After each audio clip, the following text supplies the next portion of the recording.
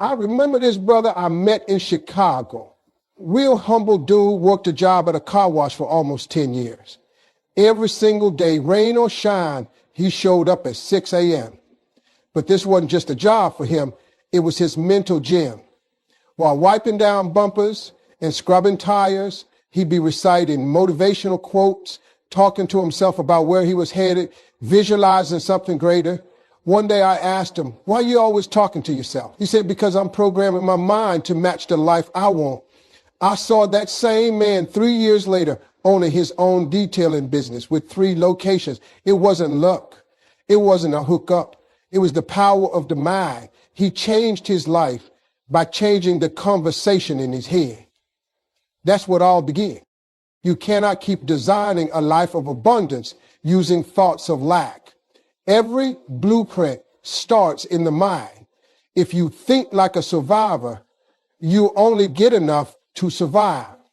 If you think like a builder, you'll start constructing something you can pass down. It starts with the thoughts you allow to rent space in your head. The mind doesn't ask for permission before turning your dominant thoughts into beliefs. Once it believes something, it starts looking for proof.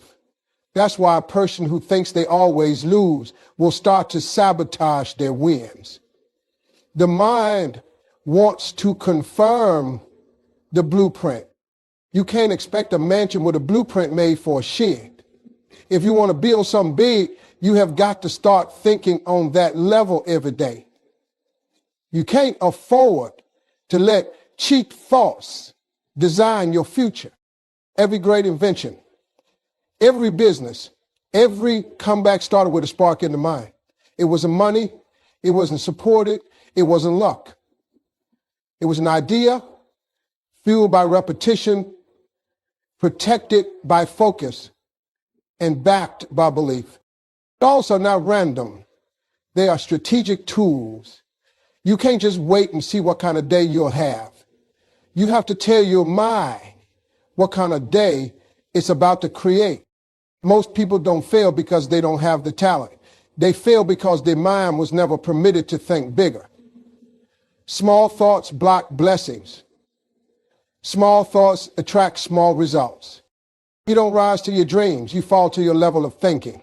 What's in your head builds the house you live in. If you want to change your life, change the blueprint first. The mind doesn't filter truth from fiction. It believes what it hears consistently. If you constantly tell yourself you are tired, your body will agree. If you keep saying you are not good enough, your spirit will start acting like it. You are the chef, and your thoughts are the ingredient. Have you ever noticed how someone who thinks they're unlucky always finds bad news? It's not a coincidence. That's the mind at work. It's been fed failure so long, now it's hunting for it. Your brain wants to prove you right, even if you are wrong. You have got to become intentional about what you are feeding your mind. What are you reading? Who are you listening to? What conversations are dominating your day? All of it is mental nutrition. A strong mindset isn't born, it's fed. It grows on encouragement, wisdom, faith, strategy, and clarity. Every day you have a chance to put something better in your mind than what life tries to feed you. Because if your mind is weak, your decisions will be weak. And weak decisions lead to chaotic lives. But a mind that's fed well will start to lead with clarity, not confusion. Strength doesn't come from shouting. It comes from what you have been feeding yourself solidly for months. This is why repetition is so powerful. You say something once and the mind notices. You say it 10 times and it remembers. You say it 100 times and now it's your new normal. Don't just hope for belief. Build it by feeding your thoughts with power. People wonder why nothing's changing. It's because they are feeding their doubts and starving their potential. But the mind listens closely. Feed it wisely. Most of what we fear never actually happens.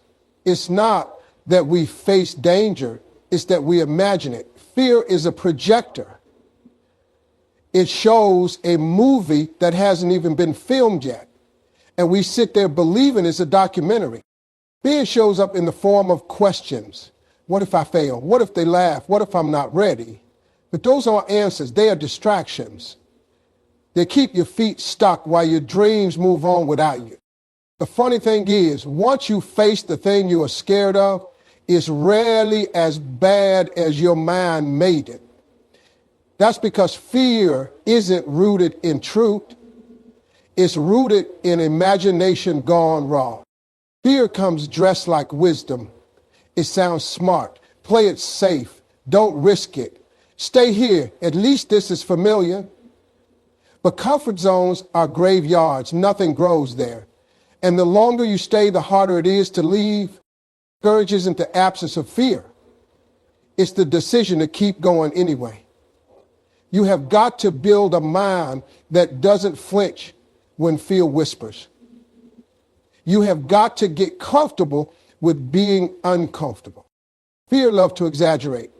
It takes one mistake and turns it into a life sentence.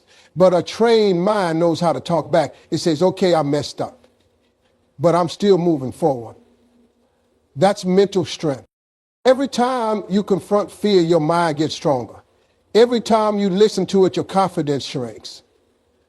The mind learns fast. Teach it that fear doesn't run the show.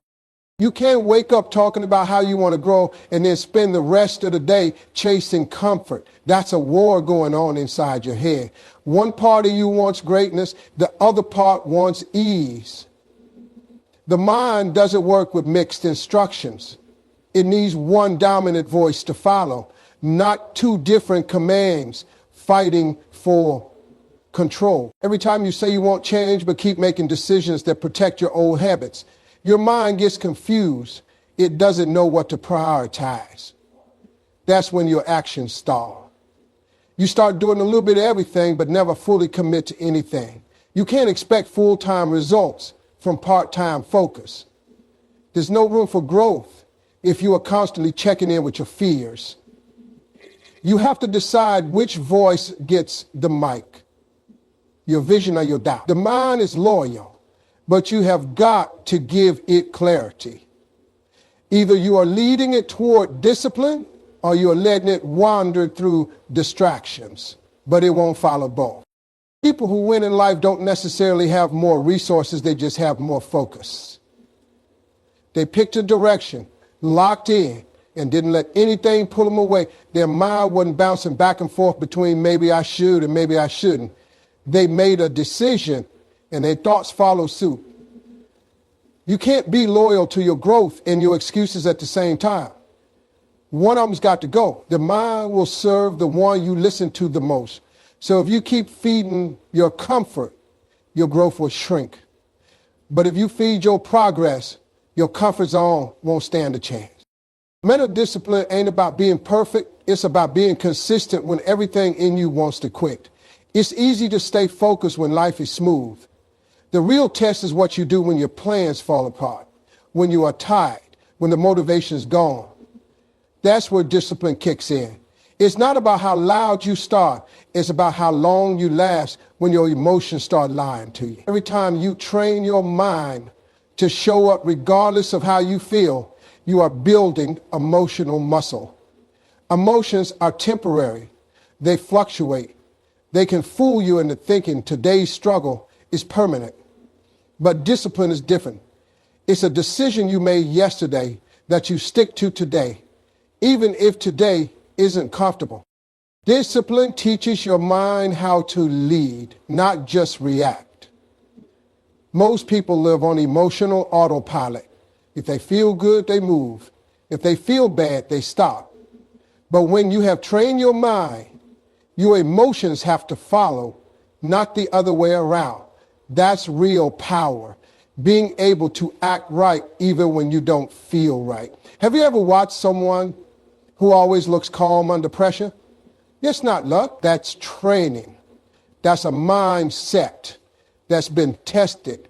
They have built a mental system that doesn't break every time life throws a punch.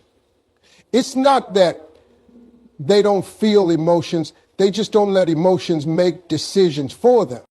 Discipline gives you a center. When everything around you is chaos, you don't get tossed around by every little thing. You become solid, grounded. You stop reacting and start responding. You stop panicking and start planning. You stop quitting and start pushing with precision. People always talk about emotional intelligence, but they forget that discipline is the foundation of that. You can't manage your emotions if you have never trained your mind. You'll be a prisoner to every mood, every fear, every setback. But when you have got discipline, your mind becomes your anchor. It holds you steady while the storm passes. The strongest people you know didn't get there by chance. They weren't born calm. They weren't born focused. They built it day by day, decision by decision. They chose discipline over drama. They chose structure over excuses. And now their emotions don't control them. They control the atmosphere around them. When people hear visualize, they think it means closing their eyes and imagining a dream life while lying on the couch. But visualization isn't fantasy. It's a tool. It's not about escaping reality. It's about preparing your mind to dominate it. The most successful people rehearse their future until their mind starts treating it like a memory instead of a possibility. See, the brain doesn't always know the difference between what's real and what's vividly imagined. So when you start visualizing the grind, the growth, the details of the journey, not just the result, you start wiring your brain to believe it's already possible. You are rehearsing your responses before life throws you the opportunity. You don't visualize just to feel good. You visualize to be ready. Athletes do this before every game. Champions run the whole event in their mind before the whistle ever blows. They see themselves crossing the finish line, but they also visualize tripping, recovering, pushing, and fighting. That's mental preparation, not daydreaming. You want to be great? Then you have got to see it before you touch it. You have to walk into the room in your mind before your feet ever hit that floor. You have to practice hearing yes when you have only heard no. That's not make-believe, that's mental construction. You are laying bricks in your brain. The difference between a dreamer and a doer is how they visualize. A dreamer stays on the surface, just imagining success. A doer sees the process. A doer imagines the early mornings, the cold starts, the lonely grind, the failures, the bounce backs, and still says, I'm built for this. That's mental strength being formed through rehearsal. When you visualize with intensity and repetition, your body starts aligning with the image. Your decisions shift. Your habits change. Your confidence builds because your mind's already lived it. Now when you step into the room, it feels familiar. That's why preparation through visualization beats talent every time. You can't let your vision stay blurry. You have got to see it sharp, see it daily, see it with hunger, not just the win, but the war you'll have to fight to earn it. If you can survive the struggle in your mind, you'll be 10 steps ahead when it shows up in your life. Doubt doesn't show up loud, it creeps in. It starts as a whisper, a question, a hesitation. It asks things like, what if you were not ready? What if you messed this up? What if you were just not good enough? Before you know it, that whisper turns into a voice, and that voice becomes your inner soundtrack. That's how doubt operates. It infects silently. You wouldn't invite a virus into your house, so why let one run wild in your head? Doubt weakens everything it touches. It takes your confidence and pokes holes in it. It turns your dreams into delays. It turns your purpose into confusion. Doubt doesn't have to be true to be powerful. It just has to be believed. The dangerous part about doubt is that it wears disguises. It shows up like humility, like logic, like playing it safe, but it's fear with a mask on. It convinces you that you are being responsible when you are just being scared. Doubt doesn't come to protect you. It comes to paralyze you. You have to recognize the moment it enters your thoughts. The first time it shows up, catch it, challenge it, ask it where it came from and who sent it. Because doubt is rarely born from facts. It's usually inherited from failure, from fear, from other people's limitations. And if you don't check it, it'll start running the show. Your mind is a powerful place, but it's also sensitive.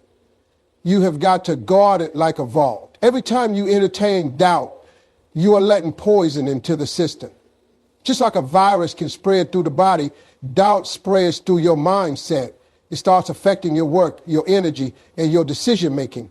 Now you are not just thinking small, you are living small. You can't fight doubt casually. You have got to confront it like a threat. Because that's what it is. It's a threat to your goals, your growth, and your potential. You fight it by speaking back with the truth, with faith, with memory.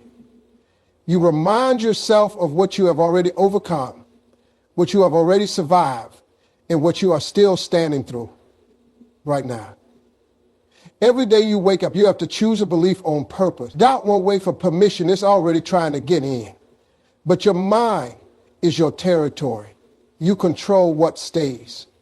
And once you start fighting doubt with discipline, it'll lose its power. Because you can't stay infected if you refuse to host it. You wouldn't drive your car for 10 years without ever changing the oil, checking the tires, or cleaning out the engine. Eventually it would break down. Same with your mind. You use it every single day, thinking, solving, reacting, pushing forward. But most people never stop to maintain it. They just keep going until something inside them burns out. Your mind collects stress, pressure, fear, anxiety, and confusion, like dust settling on glass. If you don't clean it regularly, it gets harder to see clearly. That's why some people feel stuck and don't even know why. It's not that life is worse, it's that their mind is fogged up and overloaded from years of neglect.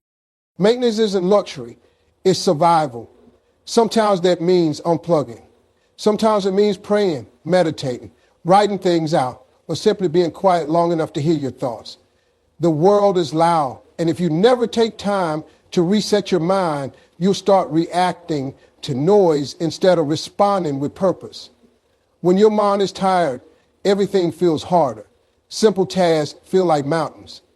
Conversations feel like conflict. Opportunities feel like pressure.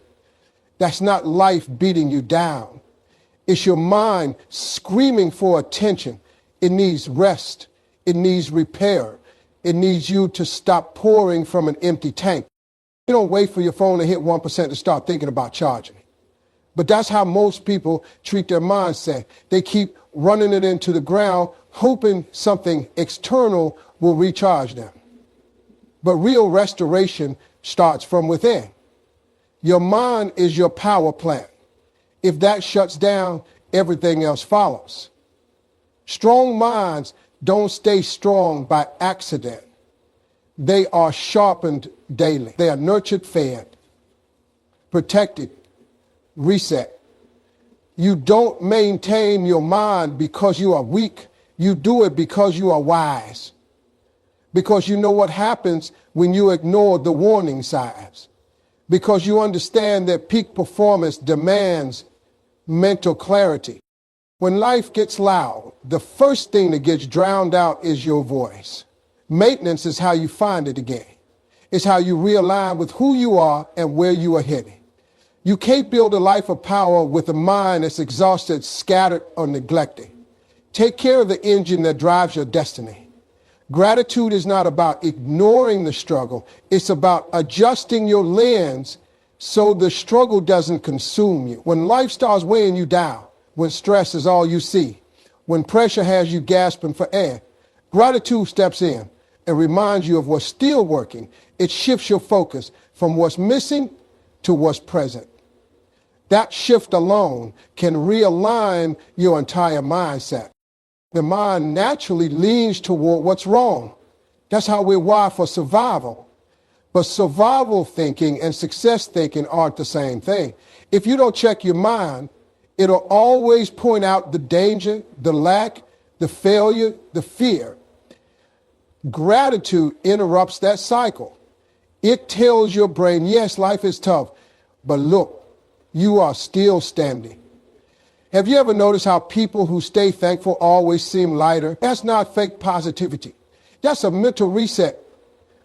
There's someone who wakes up and says, I may not be where I want to be, but I'm blessed to have another chance to fight for it. That attitude doesn't come from perfect circumstances. It comes from disciplined focus. You want to get your mind right? Start your day with gratitude, not scrolling, not complaining, not comparing, but thanking. Thank you for the breath. Thank you for the strength. Thanks for the lessons. That sets the tone. That tells your mind what kind of day it's about to have, because your energy follows your focus and your focus follows your mindset. Gratitude reminds you that you have already survived things you once thought would break you. It brings clarity in the middle of chaos. It gives you peace without needing everything to be perfect. That's not weakness. That's emotional intelligence. That's inner power. That's refusing to let your circumstances dictate your spirit. When you build a habit of gratitude, you stop being controlled by lack. You stop needing validation to feel enough. You stop getting stuck in what hasn't happened yet. Your mind becomes anchored, steady, and strong. Gratitude becomes your grounding wire in a world that's constantly trying to short circuit your peace. Some days the pressure is real, the weight is heavy. But when you force yourself to find something, anything, to be thankful for, you reset your mind to fight from a place of strength, not desperation. You remind yourself that no matter how much is going wrong, there's still something in you that hasn't given up yet. Pain is not just something to survive, it's something to study. It's a signal. It tells you where the fire is. It shows you what matters. It shows you what still affects you. And most importantly, it shows you where your growth is hiding. Most people run from pain like it's an enemy, but champions use it like it's a resource. You either let it break you or you let it build you. When your body's in pain, it tells you to slow down. But when your mind is in pain, it's an invitation to level up. That's when you dig deep, when you tap into the strength you forgot you had. Pain strips away the surface stuff and reveals what's real. It's raw. It's uncomfortable, but it's powerful if you know how to use it. Some of the most driven people in the world were fueled by pain. The ones who got laughed at, the ones who got left behind, the ones who got counted out, they turned that pain into purpose. They didn't wait to feel better. They got better by turning pain into pressure and pressure into progress. That's a mindset. That's a decision. Pain forces you to decide, are you going to fold or are you going to fight? Are you going to use it as a reason to quit or a reason to rise? Most people think pain is the enemy of success, but it's the entry fee. You want to be strong, then you have to go through something that challenges your strength. There's no other way around it. You have got to reframe pain. It's not just suffering, it's shaping. Every tear, every loss, every rejection is refining your mindset. That moment you got left out, overlooked, underestimated, that wasn't the end. That was fuel. That was material. That was your story being written. And now your job is to turn it into something powerful. There's a certain type of focus that only pain can give you. When you are comfortable, your mind wanders. But when you have been through something, your vision sharpens. You stop chasing attention and start chasing purpose. You stop worrying about opinions and start focusing on outcomes. That's what pain does. It strips away the fluff. and reveals the fire. You don't have to like pain, but you do have to learn from it. You do have to respect what it can teach you. Because pain has a voice. It says you are still alive. It says you still care. It says you have got something worth fighting for. And when you use it right, pain doesn't become your weakness, it becomes your weapon. Excuses aren't born from external problems. They are born from internal weakness. When your mind is strong, your first instinct is to find a way. When your mind is weak, your first instinct is to find a reason why you can't. Excuses are the defense mechanisms of a tired, discouraged mind. They hide your fear of failure behind a wall of words, and they keep you stuck in your comfort zone. The moment you start making excuses, you are not justifying your actions, you are giving up. You are accepting that things are too tough, too complicated, or too unfair to change. That's the weakness talking, not your real potential. You don't make excuses when you know what you are capable of. You find solutions. Your mind either moves forward or it moves backward. And excuses are the perfect tool to pull you back. Every excuse you make is a choice to stay where you are. You tell yourself, I'm too tired. It's too hard. I don't have enough time. But the reality is you are just not hungry enough to push through the discomfort. You'd rather complain than confront what's holding you back. When your mind is strong, discomfort becomes the spark that fuels you, not the wall that stops you. When you stop making excuses, you start taking responsibility. You stop blaming the world, the people around you, or your circumstances for where you are. You start seeing the power in your own hands. That's the shift. Excuses don't come from the world, they come from the way you see it. And once you change how you see things, your mind stops making excuses and starts finding ways. A strong mind doesn't need excuses to survive. It creates opportunities, takes risks, and moves forward no matter the obstacles. Excuses are the mental crutches that only delay progress. But once you refuse to lean on them, once you choose to stop making them, you unlock a mindset that doesn't accept limits, doesn't bow to fear, and doesn't settle for mediocrity. The people you spend time with shape how you think, how you act, and ultimately how you succeed. If you are surrounded by people who only agree with you, who only make you feel comfortable, then you are not growing. You are stagnating. Growth happens in discomfort. It happens when the people around you challenge your assumptions, push your limits, and make you see things from angles you never considered before. And you are surrounded by minds that are always striving for more, always looking for improvement. It forces you to raise your standards. You start to ask yourself, if they can do it, why can't I? It's not about comparison, it's about inspiration. The right circle will never make you feel small. It will make you feel like you are capable of more. It will ignite that hunger in you to level up. Having people who push you doesn't always feel comfortable. It's not always about people who give you praise or tell you how great you are. It's about those who call you out when you are slacking, who see the potential in you that you might be too scared to tap into, and who are not afraid to challenge you when you fall short. That's the kind of energy you need. People who don't let you settle for average. Your circle is either making you or breaking you. If the people around you are content with mediocrity, then that mindset will creep into yours. If they make excuses, you'll start making excuses. But if they are constantly pushing forward, striving for more, setting goals and crushing them, then you'll start doing the same. You need a circle that won't let you hide, a group that demands your best self. It's easy to stay in comfort. It's easy to surround yourself with people who have low expectations. But if you want to unlock your true potential, you have got to be willing to step into rooms with people who intimidate you, people who are a few steps ahead of you, people who make you want to show up better, stronger, and more focused. That's how you elevate. That's how you win. The most successful people didn't do it alone.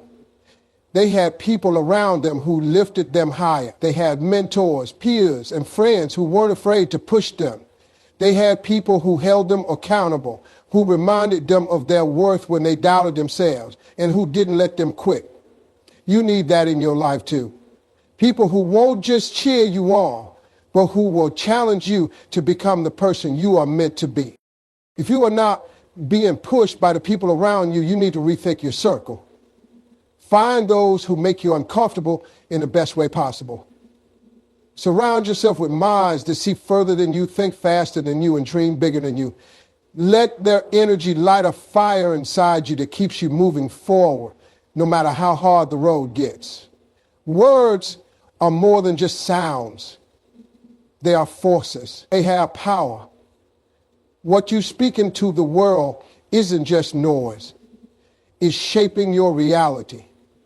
Every word you say, every sentence you utter plants a seed, and those seeds grow. If you are constantly speaking negativity, doubt, and fear, those are the seeds that will sprout into your experience. But if you speak life, confidence, and possibility, those will shape the life you lead. When you say, I can't, you are strengthening the belief that you can't. When you say it's too hard, you are reinforcing the idea that it's too hard. The more you say it, the more you believe it. You are creating mental barriers with every negative word, every excuse, every self-limiting belief. Your words are telling your mind what to expect, what to focus on, and what to believe. If your words are weak, your mind will follow suit. The opposite is also true. When you speak with intention, when you speak with power, when you speak with purpose, your mind aligns with that. The more you declare your potential, the more your mind believes in it. When you speak of victory, strength, and success, your mind starts to find the path to those outcomes. It starts seeking opportunities. It starts looking for ways to make those words a reality. What you speak creates a ripple effect. It not only impacts your mindset, but it also impacts the people around you. If you are constantly speaking doubt, it drains the energy of those around you. But when you speak life, you become the spark. You become the person who shifts the energy in the room. Your words have the power to inspire others to rise, to push forward, to believe in themselves. Your words are like contracts you are signing with the universe. When you say, I'm going to make this happen, you are binding yourself to that statement. And when challenges come up, and they will, you don't back down, because your words have already committed you to the fight. Your words keep you accountable. They hold you to a higher standard because you have already spoken it into existence.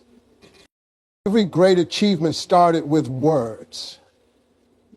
Every breakthrough began with a thought that turned into a declaration. When you speak your dreams into reality, when you vocalize your desires, you are taking the first step towards manifesting them. The energy of your words gives life to your vision.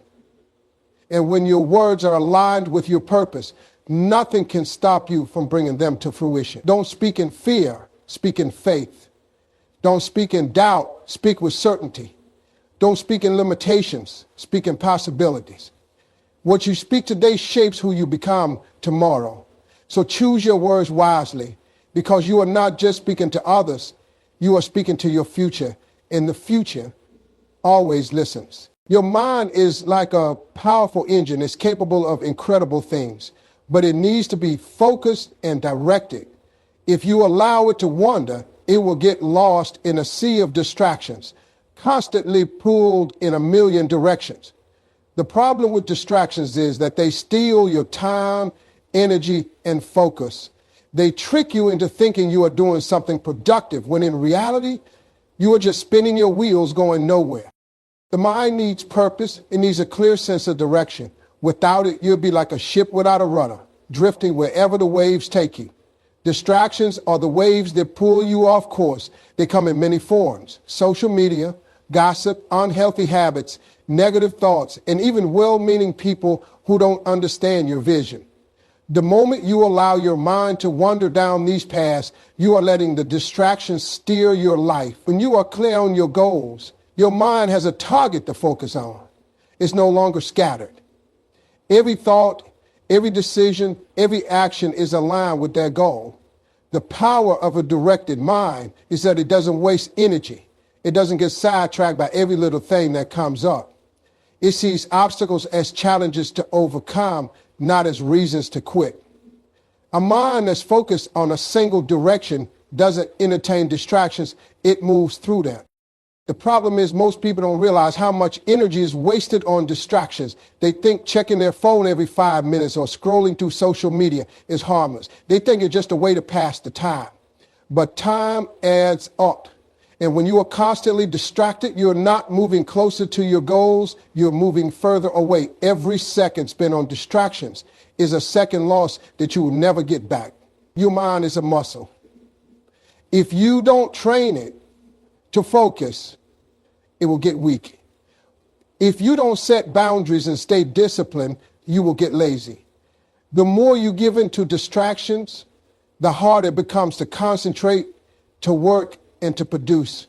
But when you build the habit of staying focused, your mind becomes sharper, more powerful, and more productive. You will start achieving things that seemed impossible because you have learned how to harness your mind's energy and direct it where it matters most.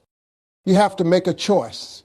Are you going to let the distractions control your mind, or are you going to take control and focus on what truly matters? It's easy to get pulled into the noise of life, but real power comes from your ability to block it out. Your mind is too valuable to let it be hijacked by every little thing that comes along. Protect it, guard it, direct it. When you choose to focus on your goals, distractions lose their power. They become background noise, things that can't touch you because you are too locked in on your purpose. The key to success isn't having the most talent, the most resources, or the easiest path.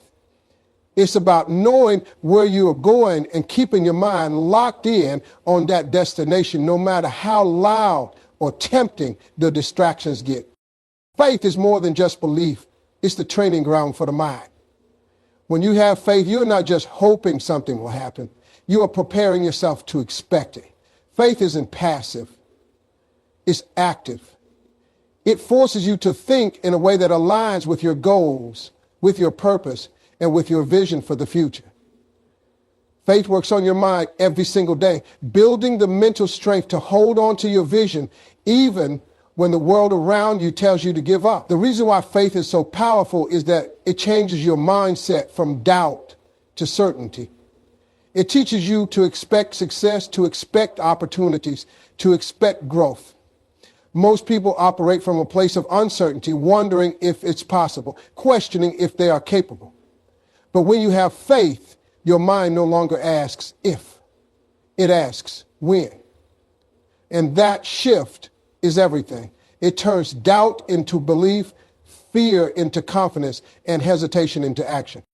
Faith trains you to see beyond your current circumstances. It teaches you to look past the obstacles in front of you and imagine what could be. The power of expectation comes when your mind starts to believe that what you desire is already on the way. You stop waiting for the right time and start believing that the right time is now. Faith activates that mental switch that moves you from dreaming to doing, from wishing to working. But faith doesn't come without practice. Just like any muscle, your faith needs to be worked, it needs to be exercised, and it needs to be strengthened. Every time you trust that things will work out, every time you believe in something before you see it, you are training your mind to expect more. You are teaching yourself to operate with the confidence that your efforts will lead to results. And that mindset doesn't come overnight. It takes time, consistency, and a relentless belief that what you are working for is worth it. The beauty of faith is that it's not dependent on circumstances. It doesn't require you to have all the answers or all the resources. Faith allows you to keep moving forward, even when everything around you seems uncertain. When your mind is trained to expect the best, you no longer operate from fear of failure or rejection. You operate with the understanding that no matter what comes your way, you are prepared. you are capable, and you are moving toward what you have been working for. Faith pushes your mind to see opportunities in every situation. It makes you look for the lesson in the hardship, the blessing in the struggle. When you truly believe that something good is coming, you start to recognize the small signs, the subtle clues that show you are on the right path. And as your faith strengthens, your expectation grows. You stop doubting and you start seeing the results in the real world because you believed in them first. Faith is what fuels your consistency, your resilience, and your perseverance. When you believe, truly believe, that what you are working for is meant for you, you don't stop. You keep going. You keep expecting. You keep pushing. Faith doesn't just make you hopeful. It makes you unstoppable. It trains your mind to see success before it arrives. And it teaches you to trust the process no matter how long it takes or how tough it gets. Mental toughness doesn't show up with a lot of noise or tension. It's not about making a scene or shouting your intentions from the rooftops. Mental toughness is quiet. It's the ability to keep going even when everything around you seems to be falling apart. It's about showing up every single day, no matter how you feel, and doing the work with determination. The loudest person in the room might get all the attention, but the steady one who keeps their head down and they focus locked in is the one who wins. When you are mentally tough, you don't need validation. You don't need praise. You don't need applause. You are driven by something deeper than external recognition. It's the internal fire, the quiet resolve that keeps you moving forward. You don't need the world to cheer you on to keep going. You don't need the world to believe in you for you to believe in yourself. Mental toughness is the ability to press on when no one is watching, when no one is clapping, and when everything inside you wants to quit.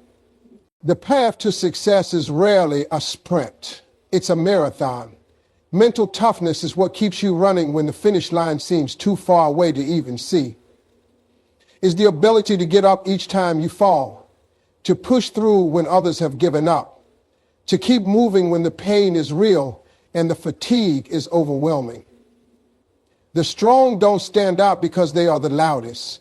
They stand out because they never stop. They stay committed, steady, and focused even when the odds seem stacked against them. In a world that thrives on instant gratification, mental toughness is the ability to endure without expecting immediate rewards. It's the patience to put in the work day after day, even when the results are nowhere to be seen.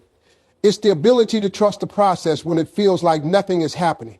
While others jump from one quick fix to the next, the mentally tough stay on track, knowing that real progress takes time and that consistency is what will win the race. Steady wins the race because it doesn't burn out. Loudness fades, but steadiness endures. The loudest person may get the initial attention, but the one who quietly stays on course, who doesn't let distractions or setbacks knock them off their path, will eventually reach their goal. The key to mental toughness is knowing that you don't need to be the center of attention. You don't need everyone to know what you are doing or how hard you are working. You just need to keep doing it. Mental toughness is also the ability to remain calm under pressure. While others may panic, lose focus, or get caught up in the chaos, the mentally tough person knows how to steady their mind, how to stay focused on the task at hand. It's the ability to respond, not react. It's about taking things one step at a time, not allowing the weight of the situation to overwhelm you. It's staying grounded in focus, no matter how heavy the storm around you. The beauty of mental toughness is that it's built over time. It's a habit that gets stronger every time you don't give up, every time you push through the hard days. It's the quiet strength that comes from choosing persistence over passion, discipline over excuses, and determination over doubt.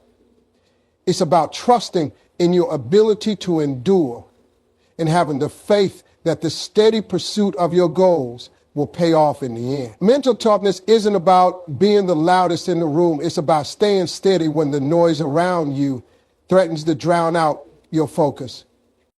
Your mind is the birthplace of everything you will ever become. Every decision, Every goal, every step you take begins with a thought. The way you think will determine the way you live, the choices you make, and the actions you take. It all starts in your mind. If you don't protect and guard your thoughts, you leave the door wide open for negativity, doubt, and fear to take root. And once those things take root, they begin to control your life. What you feed your mind matters. If you constantly fill it with negativity, with self-doubt, with toxic influences, that's what you'll become. Your mind is like a garden. What you plant is what will grow. If you want a life of success, peace, and fulfillment, you have to plant the seeds of positivity, focus, and strength. That starts with controlling what you allow into your mind. Every day, you are bombarded with messages from the world, from people around you, and your insecurities. The choice is yours. What will you allow to take up space in your mind? The challenge is that most people aren't aware of the constant influx of thoughts that shape their lives. They don't realize that every thought they entertain is either building them up or breaking them down. When you are not conscious of your thoughts, you are not in control. But the moment you take charge of your mind, you can direct it towards the things that matter. You can shut down the voices of negativity, eliminate distractions, and focus on what will help you grow and succeed. Guarding your mind means being selective about what you expose yourself to. It's not just about blocking out the negatives, about feeding yourself the right things. Positive influences, motivating messages, empowering books, and uplifting conversations. It's about surrounding yourself with ideas and people that help you move towards your goals, not away from them. Every piece of content you consume either helps or hinders your progress. If you want to level up, you have to be intentional about what you let into your mind. The mind is powerful because it shapes your reality. It influences the actions you take, and the actions you take shape your future. If you let fear control your mind, you will live in fear. If you let doubt control your mind, you will hesitate and second guess yourself. But if you let courage and confidence lead your thoughts, you will take bold action and make progress. Everything starts in your mind. And the good news is that you have the power to control it. What you allow your mind to focus on becomes your reality. The more you focus on what you can't do, the more you will see the obstacles in your way.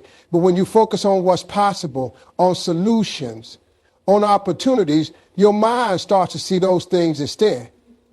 The way you think will either limit or expand you. The more you guard your mind from negativity and distractions, the more your mind will start to serve you in powerful ways. It will begin to seek out success, push through challenges, and help you find the strength to keep moving forward. Guarding your mind is an ongoing practice.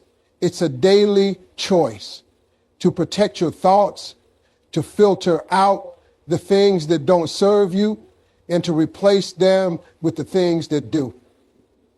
It's about taking control of the narrative you tell yourself.